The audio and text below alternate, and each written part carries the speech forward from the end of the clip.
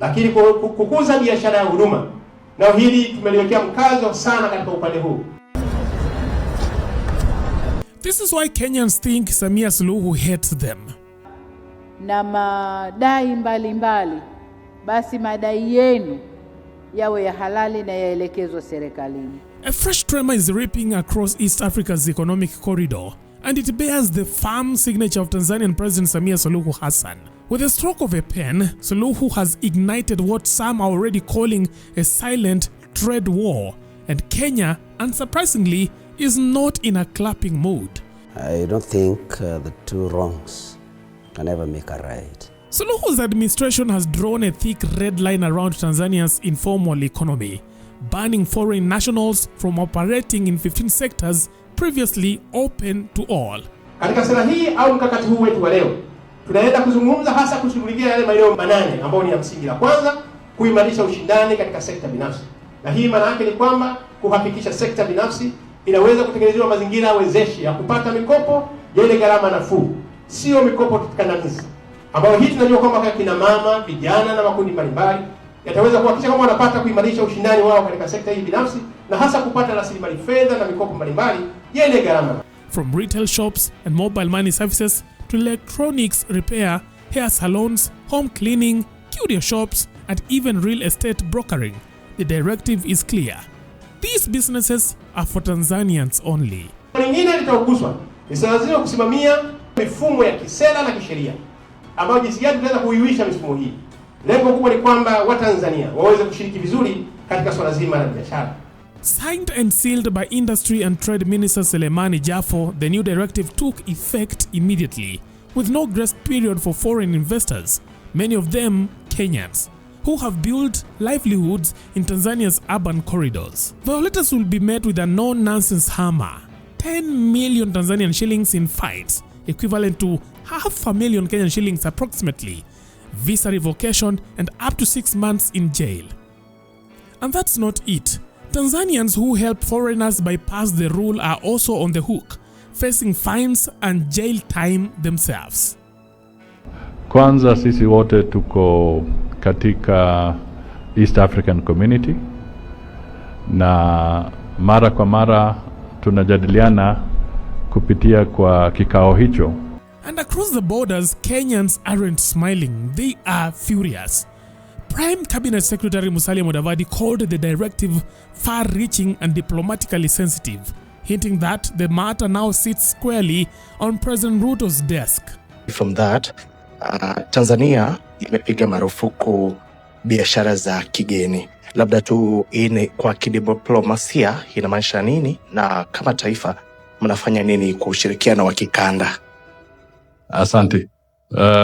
Ningependa tu kusema kwamba kwanza sisi wote tuko katika East African Community, na mara kwa mara tunajadiliana kupitia kwa kikao hicho ama jumuiya hiyo, kujadiliana kuhusu mambo ya kibiashara na mambo mengine ambayo yanahusu mataifa yetu. Kwa mambo ya biashara ambayo nataja, tayari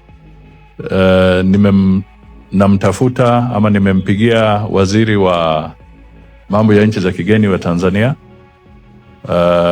Mheshimiwa Rais pia kama mwenyekiti wa East African Community Summit anawasiliana na Rais wa Jamhuri ya Tanzania, na pia waziri ambaye anahusika na mambo ya biashara. Kwa hivyo tunatumia mbinu za kidiplomasia kutatua yale mmeona kwa magazeti. Asante.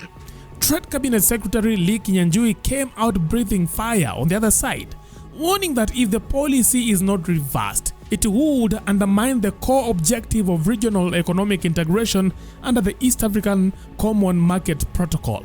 And the political class isn't holding back either. From Nandi, Firebrand Senator Samson Cherargei wants nothing less than a blanket ban on Tanzanian enterprises in Kenya if Samia Suluhu doesn't take back her move. If I was a Tanzanian, would this be a good thing or a bad thing?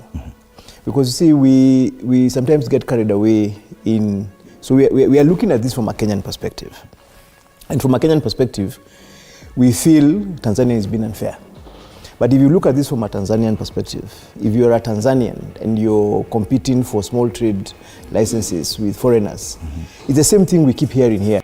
Senator John Nyotu added fuel to the fire, arguing that this wasn't just an East African matter, it was personal. I don't think the two wrongs can ever make a right.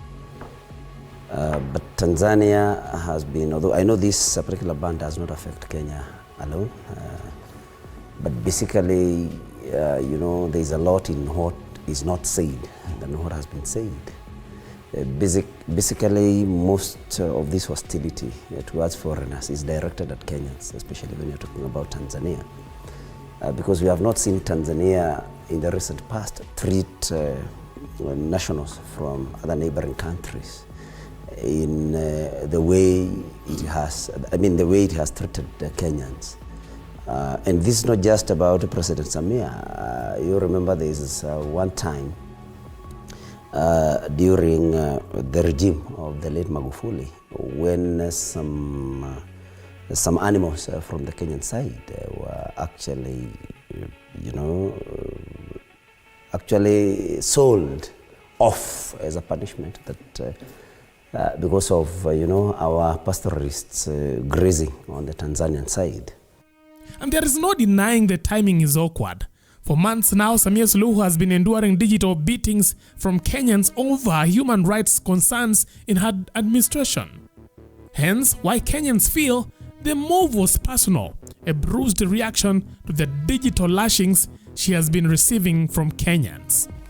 Which was for me a very complicated matter, because going to Tanzania, you will not differentiate between a member of the Ma community from the Tanzanian side and that of from the Kenyan side. Basically, when you cross the border at Arusha, it's Maasai land almost all the way to Arusha, and these people speak the same language, they have the same way of life, they have the same economic activity, which is pastoralism, but then you see that kind of hostility. Only Tanzania has purportedly deported Kenyans from Tanzania. And deportation is something that, of course, we know is done by countries that, in quotes, are more developed than maybe our country. And so Tanzania generally has been very hostile, but to answer your question, I don't think these retaliatory measures should be taken in. I think it is something that needs to be approached with a lot of caution, so that we do not breed even more hostility where there is none.